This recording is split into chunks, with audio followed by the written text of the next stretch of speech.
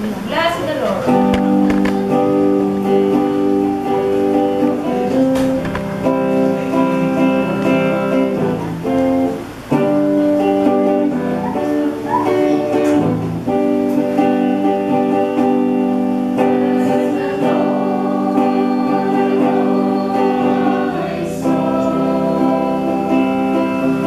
Bless the Lord, oh my soul.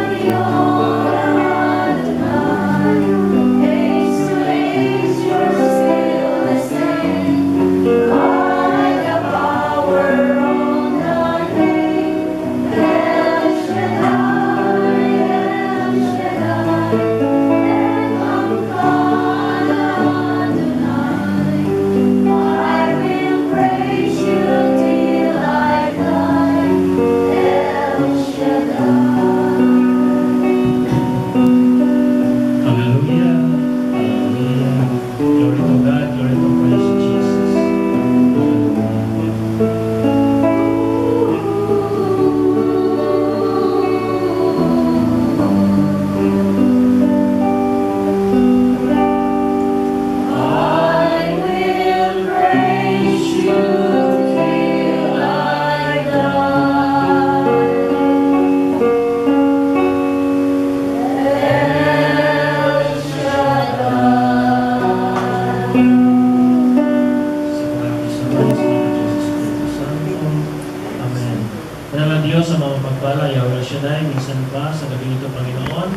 Pinupuri namin ang iyong dakilang pangalan, itinataas namin, Panginoon, ang iyong dakilang pangalan.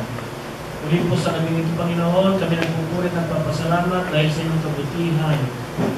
Panginoon, ikaw ang Diyos ng dakila, ikaw ang Diyos na tapat, ikaw ang Diyos na hindi nagbabago noon at magpakailanman.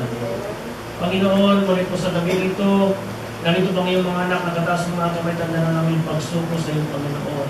Tanda na namin pag-amin, Panginoon, na hiwalay sa iyo, wala kami magagawa. Tanda, Panginoon, ang aming pag-amin at kami nagkasala sa isip, sa salita, sa gawa, at sa hindi paggawa ng dapat, Panginoon. Kaya muli, Panginoon, sa gabi nito, hinihiling namin sa iyo na muli hugasan ang aming puso, ang aming isip, at ang aming buong pagkatao ng banal na dugo na Jesus upang maging marilis kami lumapit sa iyong harapan sa gabi nito, Panginoon. Lord, maraming salamat na muli mo pinagtipan ng iyong mga anak sa dakong ito sa gabi nito, Panginoon.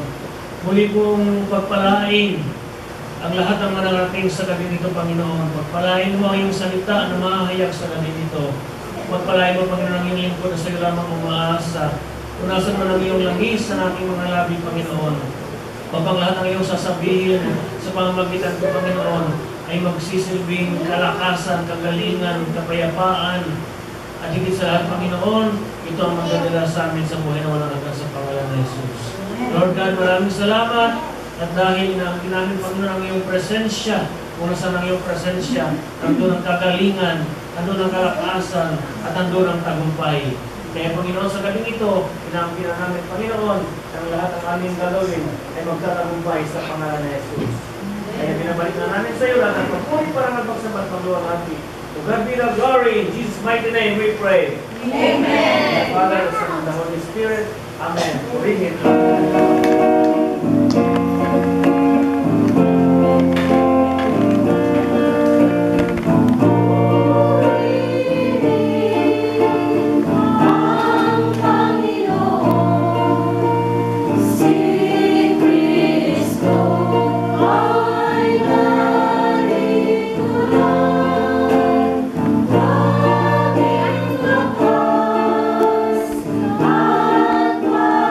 Sa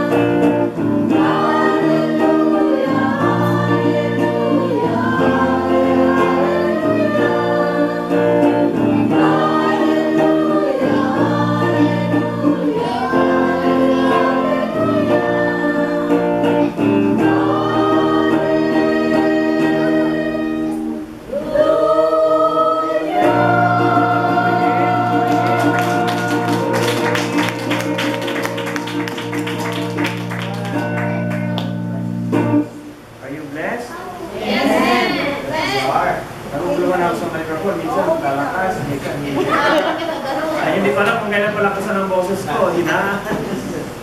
Okay po. Please open your Bible to the Gospel of St. Luke, chapter 13, verses 22 to 30. Luke 13, 22 to 30. Diyan na po. He passed through towns and villages, teaching as he went and making his way to Jerusalem. Someone asked him, "Lord, will only a few people be saved?" He answered them, "Strive to enter through the narrow door, for many, I tell you, will attempt to enter, but will not be strong enough." After the master of the house has arisen and locked the door, then will you stand outside knocking and saying, "Lord, open the door for us"? He will say to you in reply, "I do not know you, where you are from." And you will say, "We ate and drank in your company, and you taught in our streets." Then he will say to you, "I do not know you, where you are from. Depart from me, all you evildoers." And there will be wailing and grinding of teeth when you see Abraham, Isaac, and Jacob, and all the prophets in the kingdom of God, and you yourselves cast out. And people will come from the east and the west, and from the north and the south, and will recline at table in the kingdom of God. For behold, some are last who will be first, and some are first who will be last. Mga kapatid ko ni Kristo, mabuting balita ng ating kaligtasan. Praise the Lord. Isang malakas na palakpak para sa Panginoon. Kung mas malakas pa dyan ang ating... Okay po, tayo po magsimpo na. At sa 8:30. Okay po, handa na ba kayo para sa Foundation Day? Uulitin ko lang po yung announcement, yung ano na, kasi meron pong specific instructions si Brother Mike na kung anong ipapadala. Ito po ang dapat dalhin natin, ano? Una po, prayer request with tithes and offerings. Prayer request with tithes and offerings. Ang pangalawa po ay drawing of Noah's Ark in a bond paper. So, drawing po ang sabi, hindi po picture. So, kung medyo mahirapan kayo mag-draw, yung gawin nyo, yung kanina pinakita ni Sir Zaymin, ilagay nyo sa ilalim, i-trace nyo. I-trace nyo, ano. Hindi po picture, dapat po ay drawing. So, mag-drawing kayo ng Noah's Ark. Alam niyo po, it's been for a few weeks na, no? Na yung topic po ni Brother Mike is about Noah, no? So, kaya nga po na po yung kanta na ako si Noah ngayon, di ba? So, mag-drawing ha? Mag-drawing po kayo ng Noah's Ark. Pagkatapos po, yung mga tao, dapat po nasa loob ng bangka. Yung lahat ng pangalan at pares-pares po yun. Katulad po noong ginawa po ni Noah, pares-pares tignan dalawa. Ano? Kaya, dapat pares-pares, isulat nyo. Kaya kung gusto niyo marami, no, mag-drawing kayo ng malaking bangka. Malaking bangka. Pagkatapos ay bawa yung pagdikit ng dalawang papel, pakihan nyo na. Pwede kung gusto naman maraming masyado, pwede nyo litan sulat nyo. Nakikita naman na yung mabasa naman ng Panginoon yan. Pero dapat dala-dalawa, pares-pares, nasa loob ng bangka. Kasi pag nasa labas, ibig sabihin noon, hindi yung nakasakay sa bangka. So hindi yung naligtas. So, dati pag pares-pares, babae at lalaki? not necessarily, siguro. Kasi kami, not necessarily, babae at lalaki. As much as possible, ano, siguro. Pagkatapos pa, pangatlo ay, malinaw po ang sinasabi ni Brother Mike, ano, rosary made of stone. Kung naalala po niyo, it's been a year, ano? Kasi last year, nag-talk po ako ng foundation, igala-gala pa ako sa ilang bato. So this time, talagang rosaryang bato ang pinapadala. Yung Bato. beads, yung maliliit na Yung bato. beads talaga bato. Marami kaming ginawa, yung asawa ko, dami-dami ginawa sa ilang bato. Pinamimigay niya. Pagkatapos po, ang pangapat ay handkerchief with Psalm 91. Dapat yung, make sure na yung handkerchief niyo merong Psalm 91.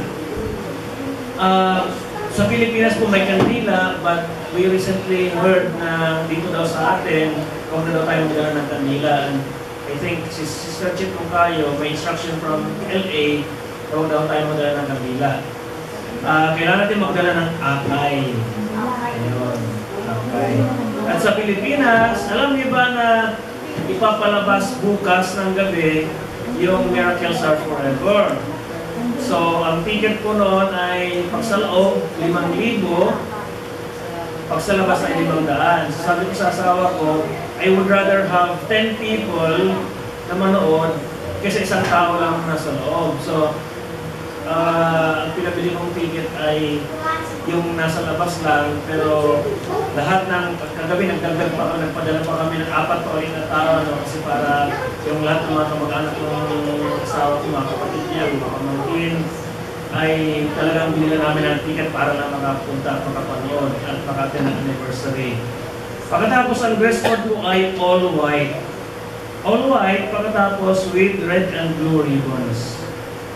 Yan po yung instruction sa atin ni Brother Mike. At alam niyo po, ako sinuwa ngayon, mapalad ako, hindi ako nalilimutan ng Panginoon. Bakit si Noah mapalad? Kasi sumunod siya sa utos ng Panginoon. Amen po? Sumunod siya sa utos ng Panginoon. Sabi ng Panginoon, gumawa ka ng arko. Saan siya gumawa ng arko? Sa kalagitnaan ng bundok, di ba? Wala ba? Dahagat. Doon siya gumawa ng arko. Pero, ito yung nangyari. Pinagpala siya, ligtas siya ng Panginoon kasi sumunod siya.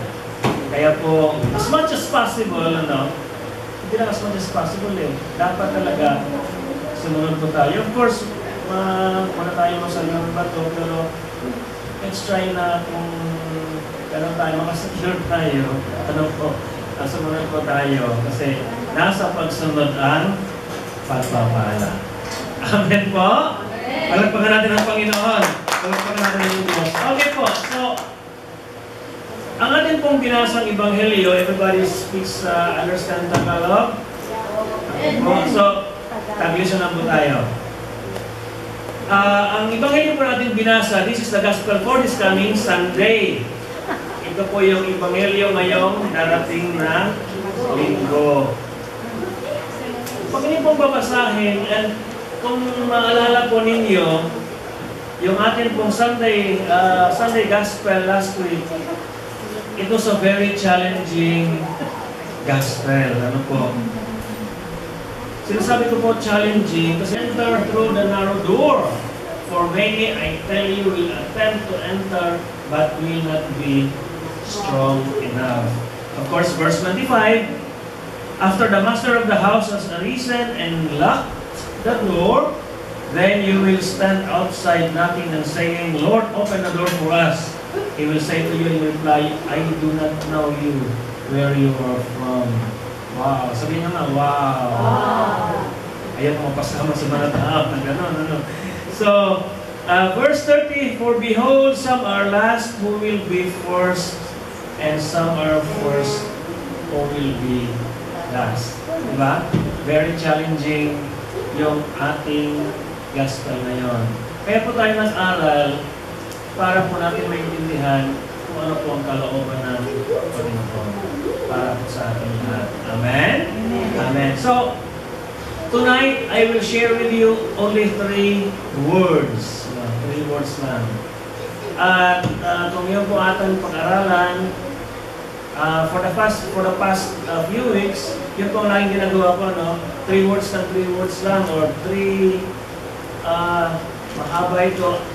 Sa biyaya ng Panginoon, binigyan ko ako ng tig-iisang word that fits that para pag-uwi natin, kahit po tayo may talisod dyan sa labas, maalala pa rin natin because there are only 3 words to remember. Hindi mo kailangan, you don't have to memorize so many verses, but once you remember these 3 words, maalala nyo, wow, ito pala yung sinasabi sa akin ng Panginoon sa pamamagitan ni Brother Roger. At once you remember the words, madali yung maalala yung mga examples, madali yung maalala yung mga bakit ganun, bakit ganito, just by remembering 3 words. Amen? Amen. Palakpakan natin ang Panginoon. So,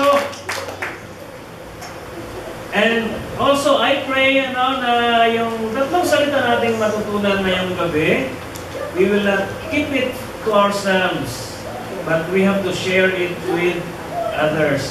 Kasi sabi po ng Panginoon, binanggit po niya last week, sabi niya, I have come to set the earth on fire.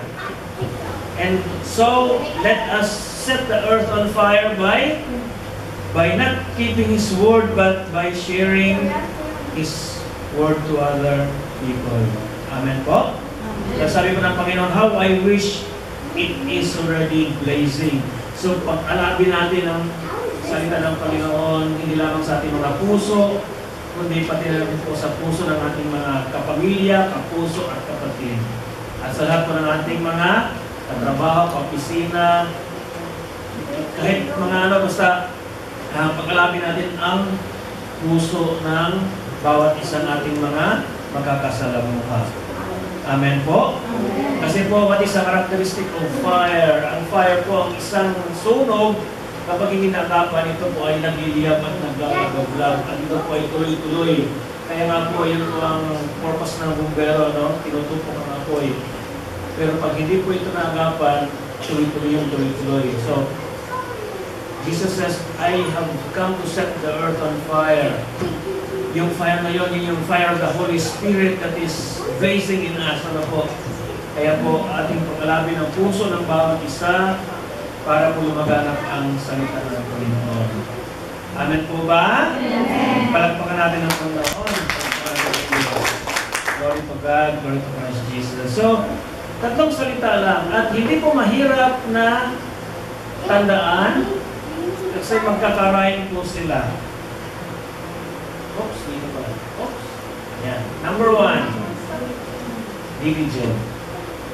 Take note ha, I highlighted the first letter at mamaya meron pong kahulugan bakit naka-highlight. Diligent.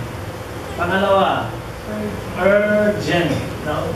Diligent. Pangalawa, urgent. Pangatlo, consistent. Consistent. Okay? Mahirap magtandaan? Hindi. Ano yung una? Diligent. Pangalawa? Urgent. Pangatlo? Consistent. So, kung makikita niyo po yan, DUC. Ano itong ibig sabihin ng DUC? Tingnan po natin. Do you care? Do you care? So, tatlong words, D-U-C, diligent, urgent, consistent. Tandaan niyo lang po, do you care? At hindi niyo po makakalimutan, yan ang pinag-aralan namin noong nakarang Biyernes, August 19. Amen po ba? So, D-U-C, diligent, urgent, consistent. Do you care? Do you care to strive to enter the narrow door? Ulitin ko po. Do you care to strive to enter the narrow door? Amen. If you care, you must be diligent. If you care, you must be diligent. You strive. We strive. Amen po?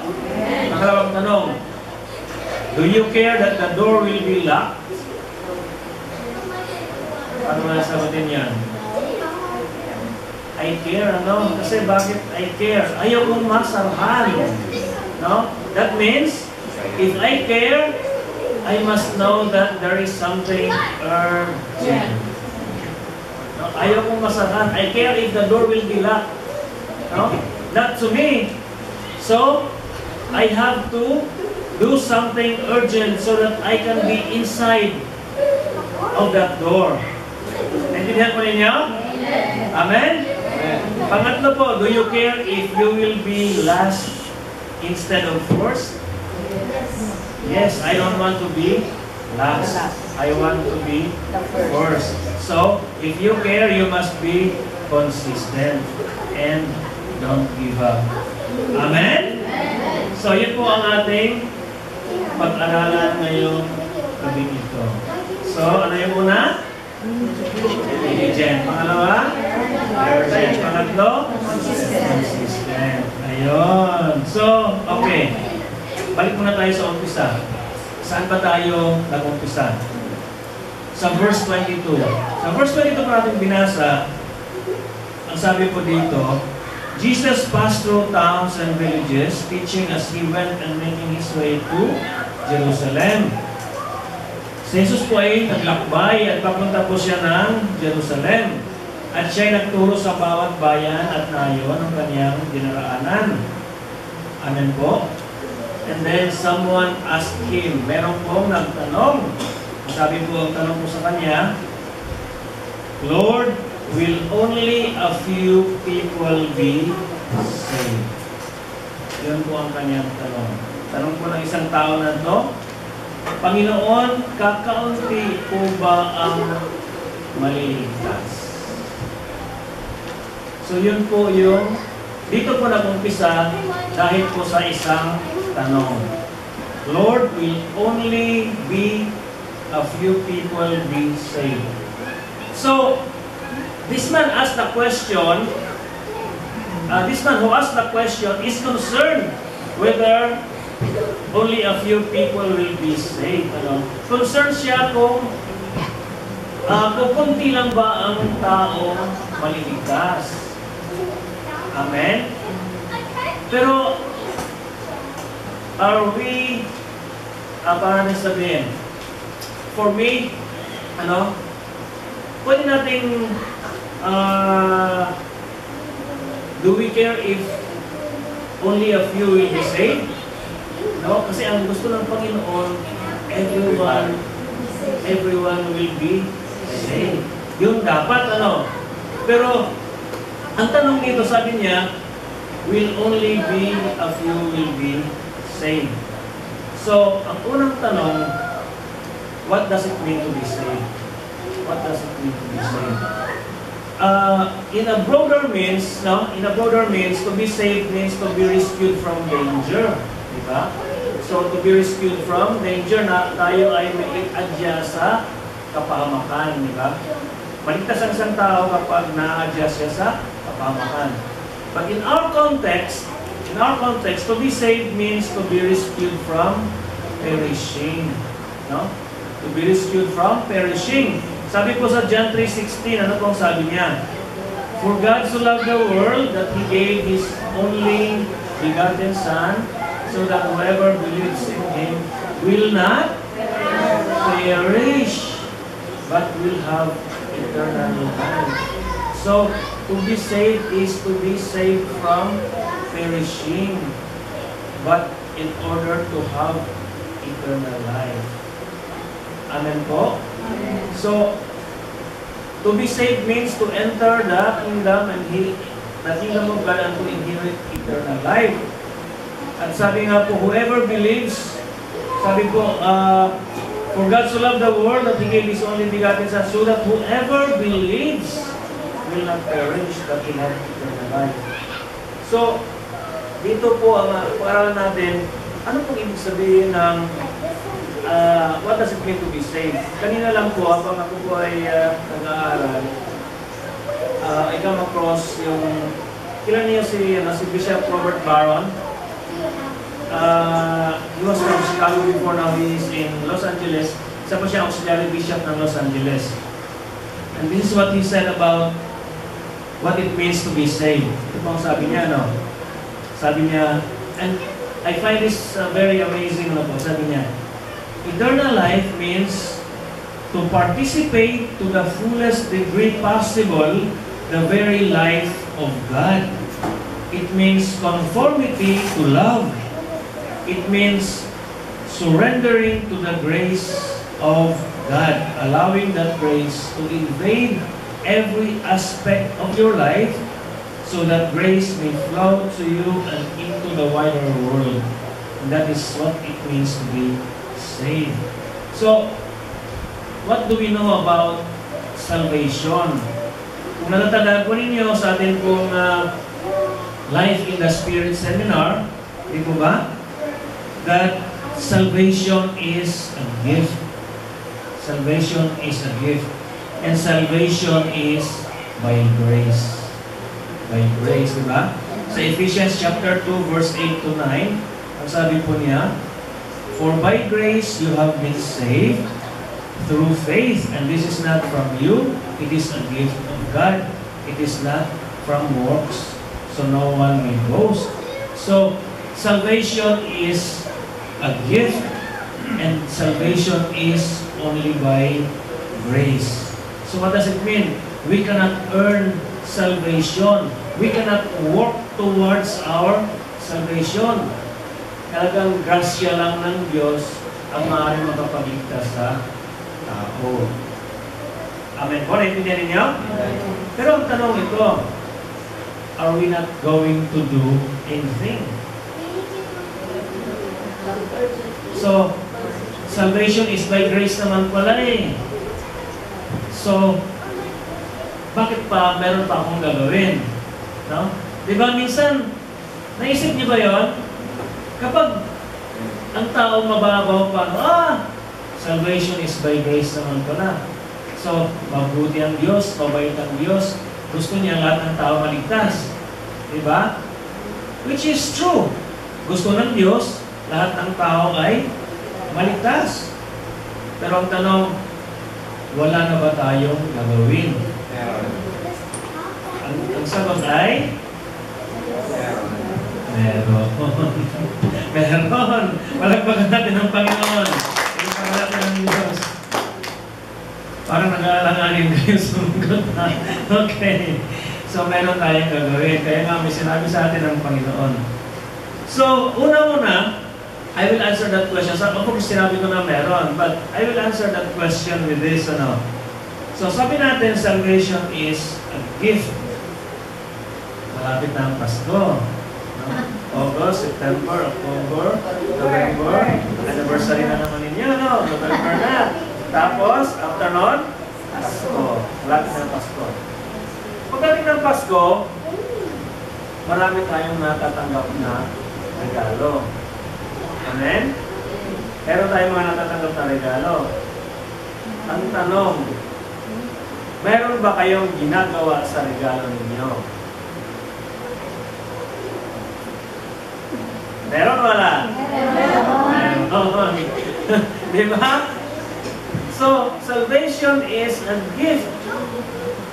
Kapag dating ng Pasko or birthday, may natatanggap tayong regalo. Di ba? Minatatanggap tayong regalo. Ang unang ginagawa sa regalo ay tinatanggap. Diba? Meron bang tumatanggi ng regalo? Wala. Are you sure? Are you sure? Okay. Hindi na natin pag-usapan yan. Pero meron, meron din. Hindi lahat, of course, natutuwa tayo pag merong regalo, no? So, ang ginagawa sa regalo ay unang tinatanggap. Pagkatapos, anong ginagawa pagtanggap natin? Salamat. Tapos, binubuksan. Tama po, binubuksan, di ba?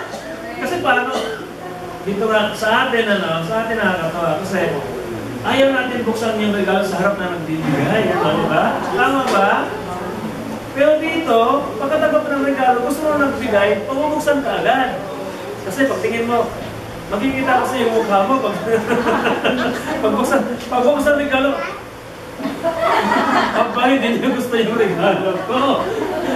Pero pag bukas ang regalo, pagtingin, wow! Thank you! Di ba? Tuwang-tuwa ka. So, ang regalo, tinatanggap, binubuksan, at natuwa ka, napasalamat mo, natuwa ka, at ginagamit. Sino sa inyo tumatanggap ng regalo na tinatabi lang at hindi ginamit forever? Minsan? Nako, Hindi ko na kayo bibigyan uli. Di ba? Kasi ang regalo dapat ginagamit. Yung iba nga, yung iba sabi, okay, regalo ni regalo ni Ninang ito. Isuot mo kasi magkikita kay ni Ninang para makita niya na ginagamit niya ang regalo mo, ang regalo niya. At itong Ninang naman, o Ninang na nagbibigay, natutuwa kapag ginagamit ang regalo, di ba? Ito ngayon, regalo doon sa kanyang inaanak, tapos binigay naman doon sa pagkatapos Pasko di ba? Pasko. Natanggap niya, pagkatapos yan nito, binalog ulit. Pagkatapos pinag-exchange gift. Pinag-exchange gift. Ngayon, ang nagiging manita, yung Ninang yung nagregalo. Pagpagkasa nga na, bakit na yung regalo? Diba? Kwento lang ito. Pero dapat po, ang ating regalo ay binubuksan. Tapos, natutuwa tayong tinatanggap natin. Na-appreciate tapos, kailangan natin gamitin yung ating gift. Amen po? So, salvation is a gift. Salvation is a gift, diba? So, kapag lahat tayo ay binigyan ng Panginoon ng pagkakataon, diba? We have been saved, ano? Ang ating Panginoong Jesucristo ay nag-alay na ng kanyang sarili, namatay, muling nabuhay. So, we are saved. But the question is, wala na ba tayong gagawin? Ang sabi natin ay, meron. Meron, diba? Good answer. Palakpakan natin ang Panginoon. Kasi po, ang iba kasing katuruan, ang kanilang teaching ay once saved, always saved. Yun po ang kanilang katuruan. But in our Catholic teaching, salvation is dynamic. Dynamic po. At mamaya, kaya po natin pag-aralan ito para po magiging aware tayo. Ano po? Okay. So let's go back to the question. Lord, will only a few people be saved? Anong sagot ni Jesus? Verse 24. Strive to enter through the narrow door, for many, I tell you, will attempt to enter but will not be strong enough. So dito natin usahan pag-aralan yung ating tatlong salita na ating babaunin at iuulit. Number one is diligent. Anong ibig sabihin ng diligent? To be diligent means constant in effort to accomplish something, attentive and persistent in doing anything. No? Diligent. To be diligent means to be hardworking, to make an effort. To make an effort. So, if your Bible is NIV, or if you check New International Version, ganito po ang translation niya, no? yung binasa natin verse 24. Sa NIV, sa New International Version, sabi po niya, make every effort to enter through the narrow door, because many, I tell you, will try to enter and will not be able to. Sa New American Bible, sabi niya, strive to enter the narrow door. Sa New International Version, sabi niya, make an effort to enter through the narrow door. So sabi natin, to make an effort is to be diligent. Nasusundan ninyo? So, why do we have to make an effort? Why do we have to make an effort? Because many who try to enter the kingdom of God will fail to do so because they do not have the strength or they do not have the determination to do what is required. So, eternal life is a gift from God, but that gift it is a gift that we must try to obtain by turning away from evil doing. Naintindihan po ninyo? Kasi sa verse 26 at 27, sabi po niya, and you will say, we ate and drink in your company, and you taught in our streets. Then he will say to you, I do not know where you are from. Depart from me, all you evil doers. So, to be diligent, we must strive. And we must strive. We must make every effort to enter the narrow door. Intindihan po ninyo? So, ano pong ibig sabihin ng narrow door? What does narrow door mean? Makipot, no? Makitid na pintuan. Bakit ito makitid na pintuan? Because it is difficult to enter. Bakit mahirap pumasok? Why is it difficult to enter? Because there are lots of hindrances and there are lots of difficulties. Isa po dito ay ang sabi po ni St. Paul sa second reading ngayong Sunday. Second reading ngayong Sunday. Kaya pag kapunta po tayo sa misa, ito po yung second reading. Hindi ko po babasahin lahat, but this is all about discipline. Pumasok sa makipot na pintuan kasi maraming mga difficulties and hindrances. And one of them is discipline. Sabi po ni St. Paul, second reading ngayong Sunday, brothers and sisters, you have forgotten the exhortation addressed to you as children. My son, do not disdain the discipline of the Lord, or lose heart when reproved by Him, from whom the Lord loves, for whom the Lord loves, He disciplines. He scourges every son He acknowledges. Endure your trials as discipline. God treats you as sons, for what son is there whom his father does not discipline? At the time, all discipline seems a cause not for joy but for pain. Yet later it will bring peaceful fruit of righteousness to those who are trained by it. Alam mo po minsan, di ba? Pag dumaranas tayo ng maraming mga problema, pagsubok, suliranin, no? Karamdaman, nahihirapan tayo, no? Nahihirapan tayo. And sometimes, God tests us on something. No? Testing. At maraming problema, maraming sacrifices, maraming sufferings.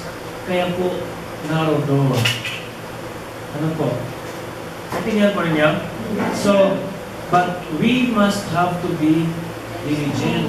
We must have to strive to enter the narrow door. O narrow gate, no?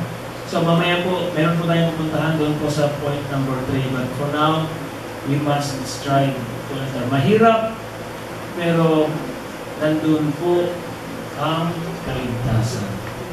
Amen po. Sabi po sa isang bahagi ng Bible, makipot ang pintuan patungo sa kaligtasan, kaya kukunti ang nagsipagpasok. Malawak ang pintuan papunta sa kapahamakan, kaya maraming mga tao ang nagsipasok doon. Amen?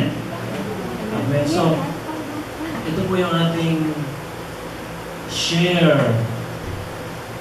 Dapat po natin na i-share sa ibang tao na yes, mahirap ang pintuan, makipot ang pintuan patungo sa langit, but this is the way.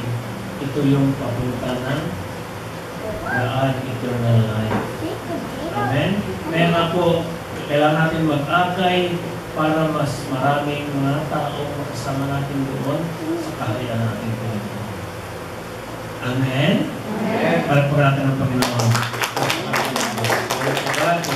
Jesus. Ang pangalawa po ay urgent. Diligent, urgent. Sabi sa verse 25, after the master of the house has arisen and locked the door, then will you stand outside knocking and saying, Lord, open the door for us. He will say to you in reply, I do not know where you are from. Bakit ko po sinasabi na urgent? Kasi po, itong tao na to, na inalimbawa ng Panginoon, nasahan siya ng pintuan. Bakit nasasahan ng pintuan? Kasi hindi nagmamadali. Pabanjing-banjing, papetik-petik. Amen? So, we've been talking heavily about entering a narrow door. No? So, although it is a narrow door, no? Pinag-usapan natin yung narrow door. But there is a door.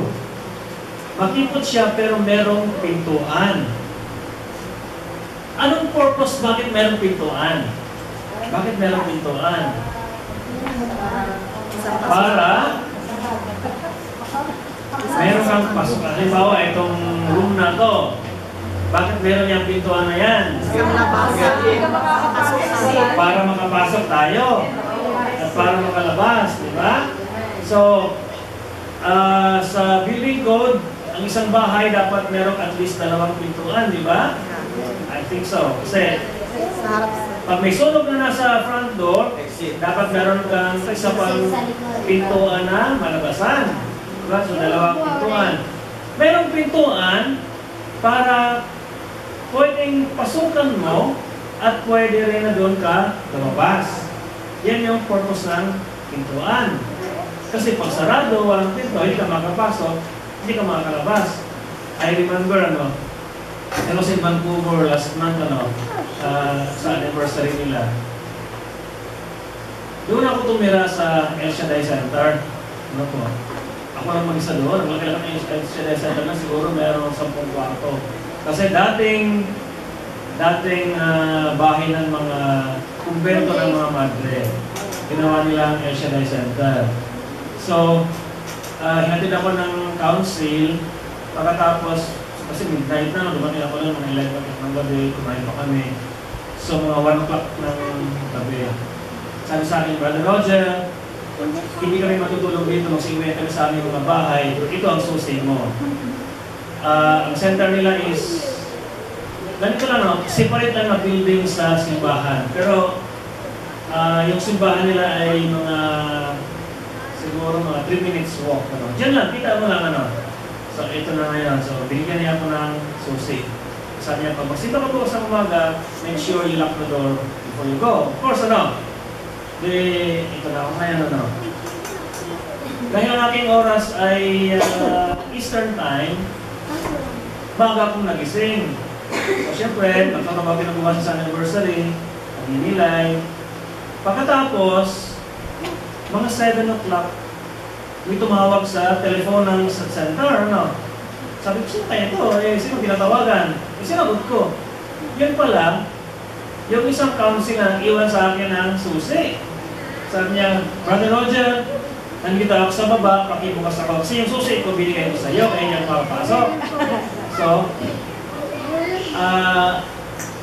normally tayo, di ba, pag nasa loob tayo, nabubuksan natin yung pinto, di ba?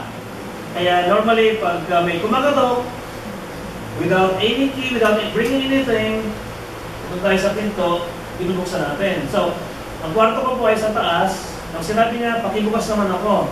Takbo naman ako sa baba. Pajama pa ako. Tabawag sa baba. Pagtingin ko sa pinto, sa pintuan, ibang klaseng susian. Kasi, you cannot open from the inside, without having the key. Without having the key. Sabi ko, oops!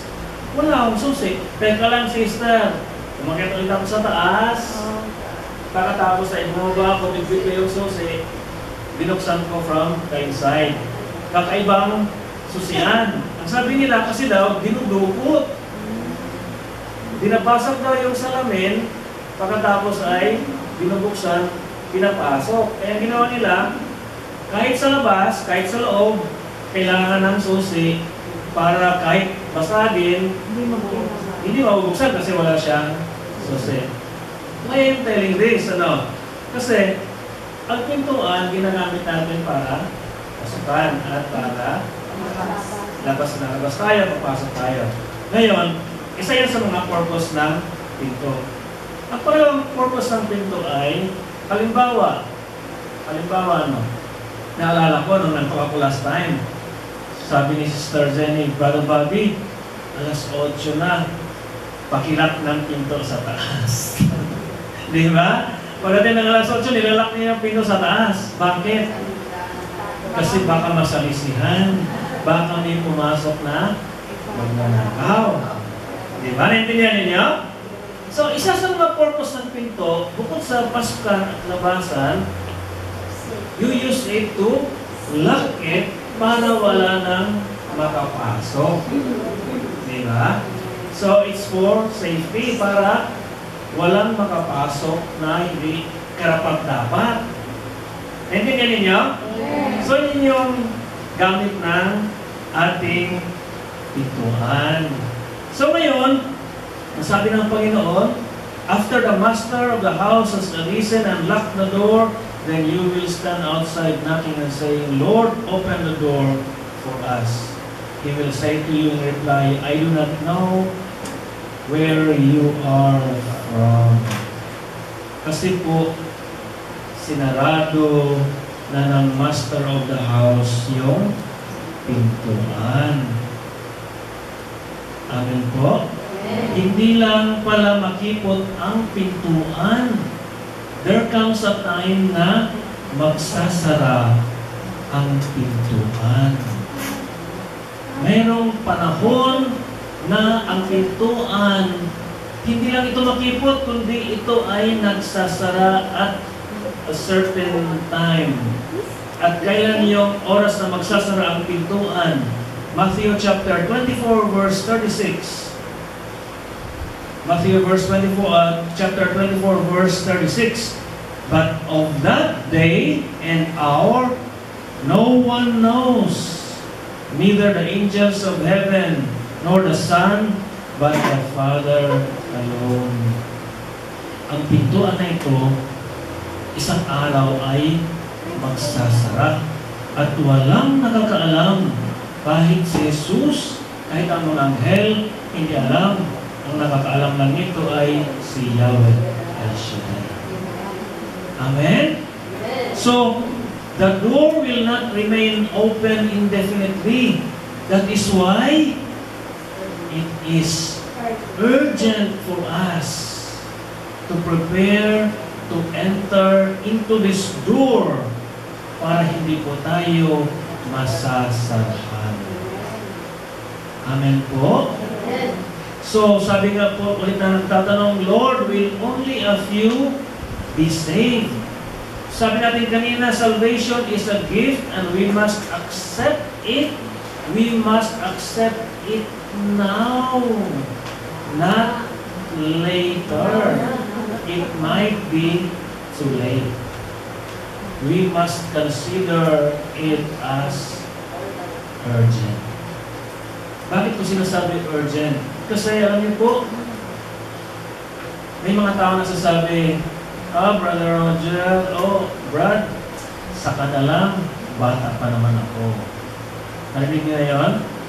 May mga nagsasabi mga tao gano'n, yung, of course, sa atin dito, nandito na tayo, we consider this one as urgent. Pero maraming mga tao na nagsasabi, Brad, bata pa naman ako.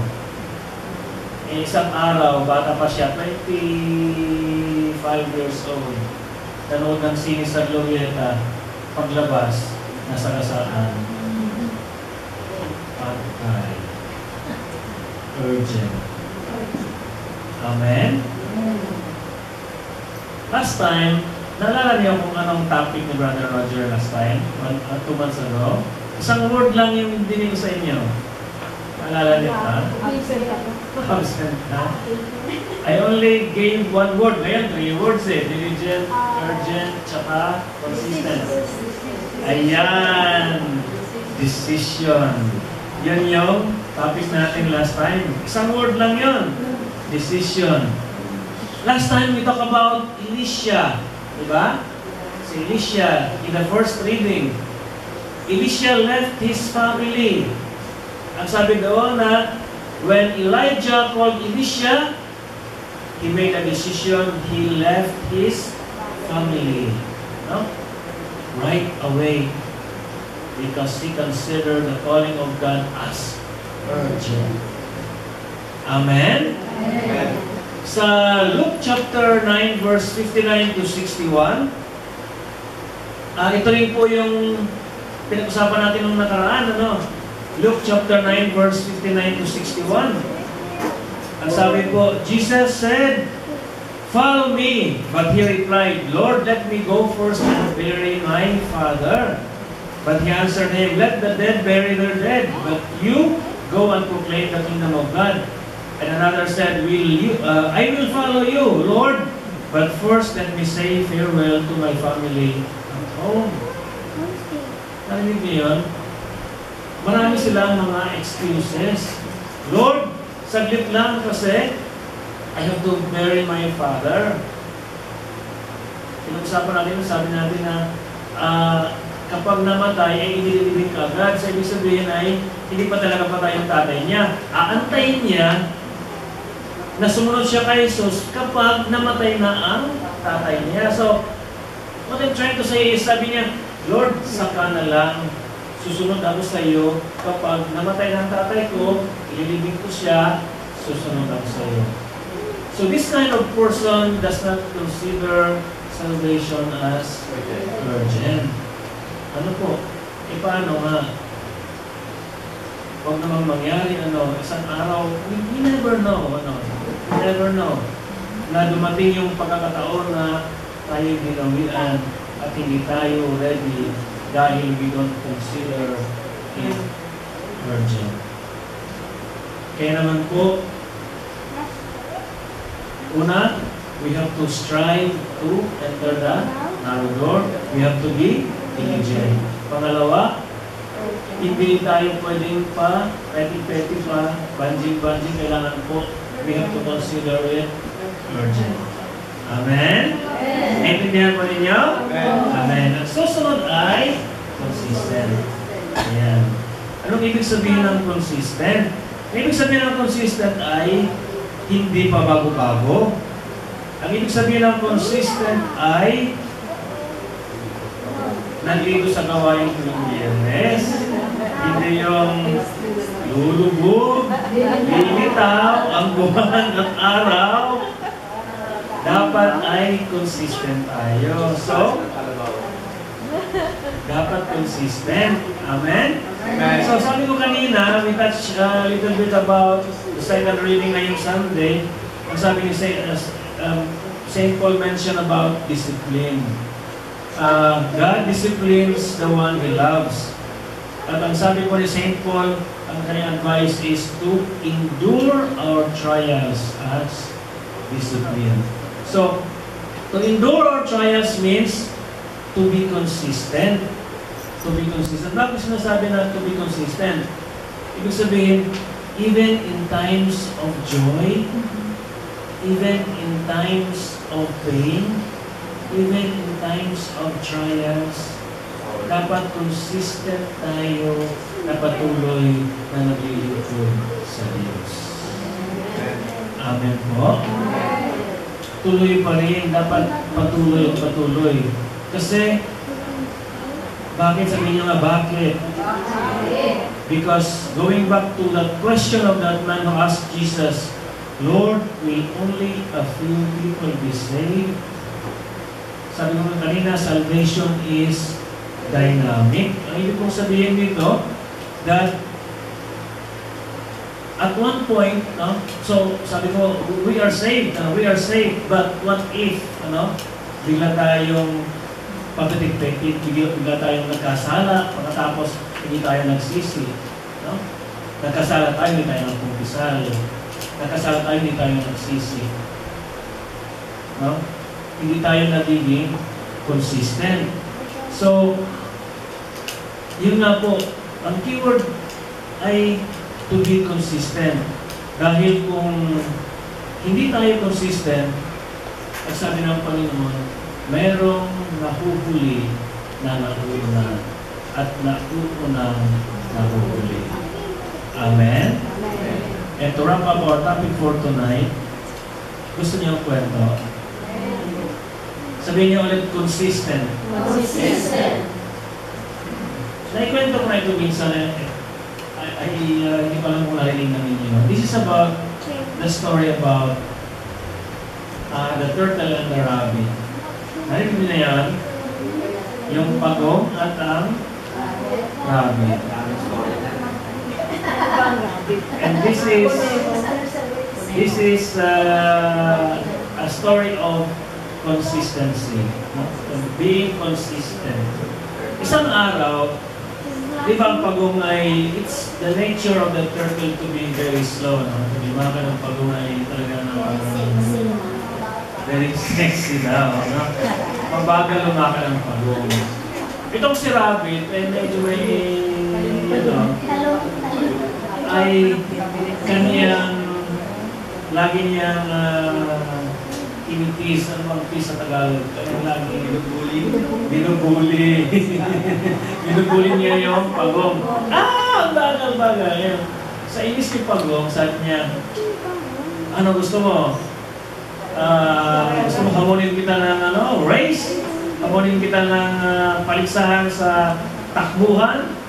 Eh, siyempre si Rabbit, alam niya na bilis ang tumakbo, di ba? Sabi niya, oh, sure! Yun lang pala eh. So, kumagit na yung isang fox, sabi niya, okay, ako mag-referee. So, sabi ng referee, ready? Get set? Tapos sabay paputok ng baril, boom! Parang Olympics na lang.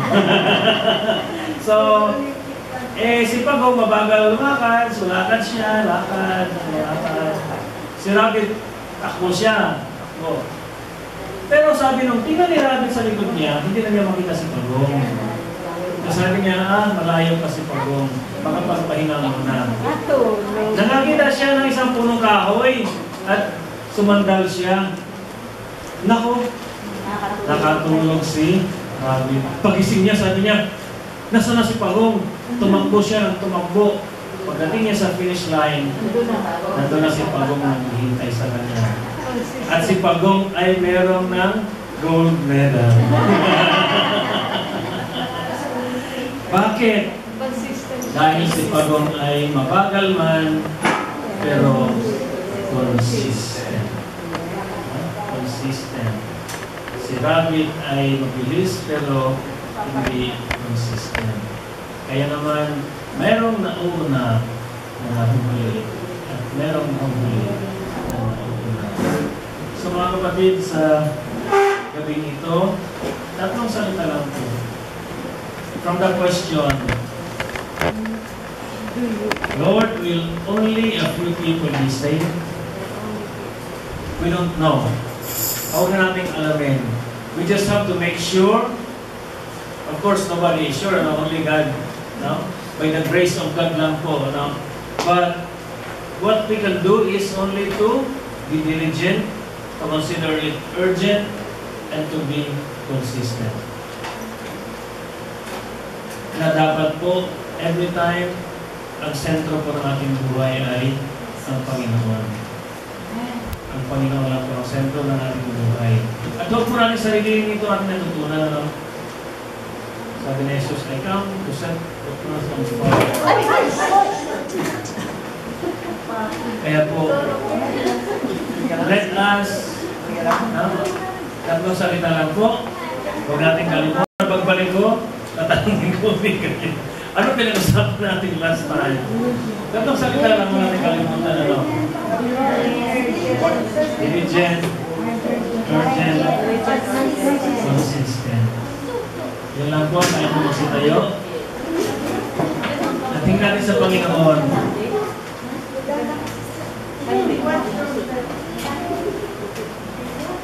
Sabi kasi ni Sister, urgent daw eh. Urgent daw kasi. So muli po ay tingin natin sa Panginoon sa gabi ito. Bigyan po natin ating mata, ilagay po natin ating mga palad sa ating mga Panginoon.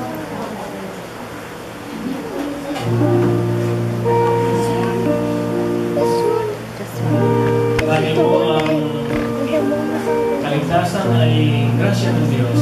It is a gift.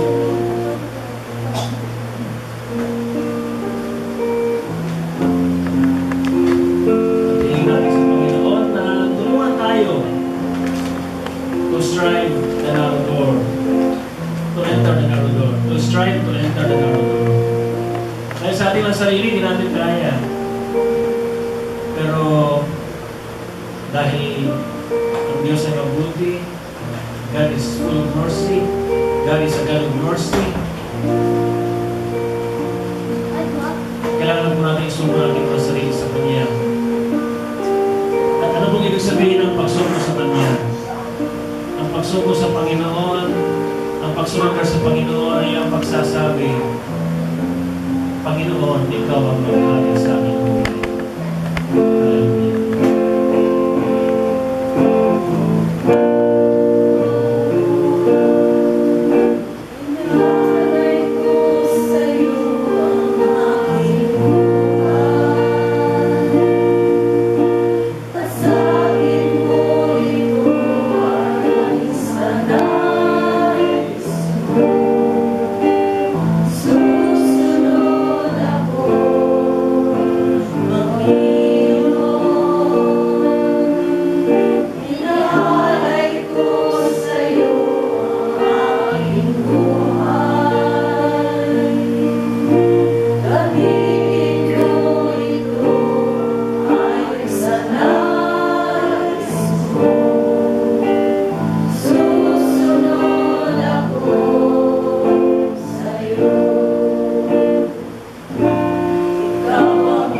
Hallelujah.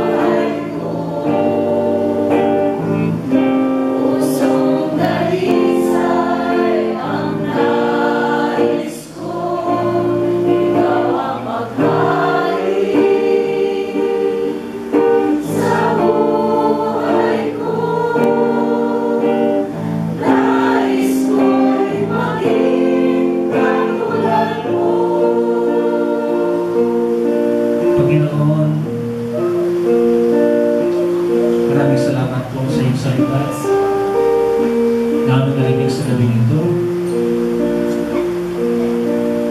Katulad nga po nung nagtanong, Lord, will a few people only will be saved?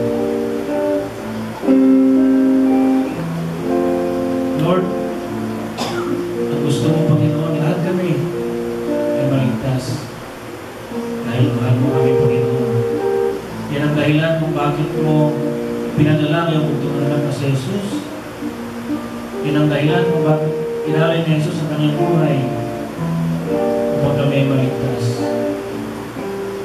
At salamat, Panginoon, at tinulungan mo kami that we have to strive to enter the narrow door.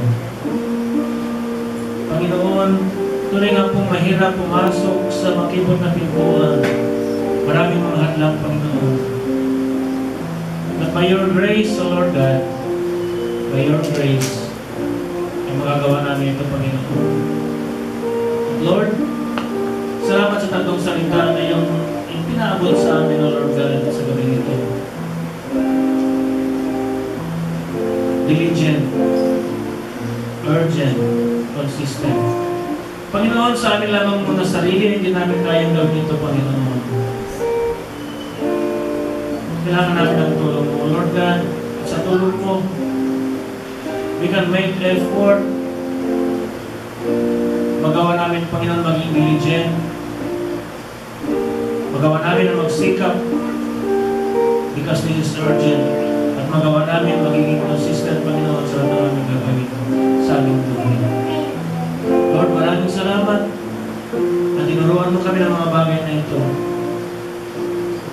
Panginoon, sa gabing ito, maraming salamat muli sa aking mga kapatid na muli mong dinala ang mga paa sa lugar na ito, Panginoon. Maraming salamat sa aking mga kapatid na ito, Panginoon, na tumugon.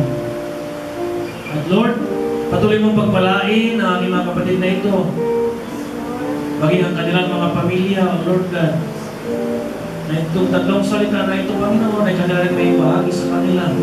Diligent, urgent, consistent. Panginoon, maraming salamat dahil patuloy mo kami pinagpala. Maraming salamat, Panginoon, at dahil patuloy mo kaming pinagkalooban ng iyong salita, Panginoon, na aming pag-aaralan tuwing Biyernes ng gabi sa lugar na ito, Panginoon, upang matuto kami ngayon, Panginoon. Upang matuto kami, Panginoon, kung paano pumasok sa makipot na pintuan so that we will strive more, Lord God, to enter the narrow door. Panginoon, maraming salamat. At patuloy mong pagpalain ng aming mga kapatid. At alam mo, Panginoon, na ang aking mga kapatid na ito ay mayroong maraming mga kahilingan, O Lord God. At tingnan mo sila ngayon, Panginoon, nakataas ang mga kamay, hawak-hawak ang kanilang mga prayer request. Pagpalain mo, Panginoon, bawat prayer request na nakasulat man o hindi nakasulat, Panginoon. Lord, ang iyong sabi, ask and you will receive, seek and you will find, and knock and the door will be open for you. Narito kami, Panginoon, kumakato kami sa iyong pintuan. Humihiling sa iyo, Panginoon, ng lahat ng aming mga kahilingan ayaw ipagkaloob sa bawat isa sa amin. And with the power of the name Jesus of Nazareth, we claim, Panginoon, ng lahat ng mga nakasulat sa aming prayer request, answered prayer na sa pangalan ni Jesus. At ang lahat, Panginoon, na humihiling ng kagalingan ay magaling na sa pangalan ni Jesus. Ang lahat, Panginoon, na humihiling ng mga prayer request nila, Panginoon, ano man ang kanilang mga kahilingan, Panginoon, we claim in the mighty name of Jesus na tinanggap na nila ang lahat ng kanilang mga kahilingan. Kaya naman, Panginoon, maraming salamat muli at sa iyo namin binabalik lahat ng parangal, papuri at pagsabat, pagluwalhati. At ganoon din po, Panginoon, ang mga nagbigay ng tithes, seed of faith at mga love offerings, Panginoon, ang iyong pangako na bibigay ang pagpapalain, siksik, liglig at umapaw. Kaya naman, Panginoon, kinangkin na namin, Panginoon, na kaming lahat ay uuwing pinagpala sa pangalan ni Jesus. Kaya binabalik na namin sa iyo lahat ng parangal, papuri, pagsabat, pagluwalhati. To God be the highest glory. In Jesus' mighty name we pray. Amen. The Father, the Son, and the Holy Spirit. Amen.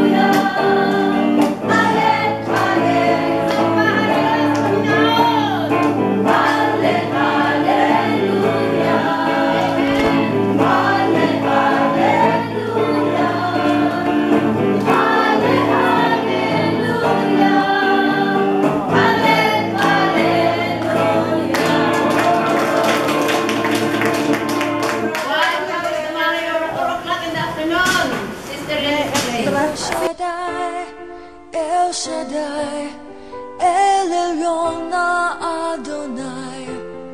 Age to age, you're still the same by the power of the name.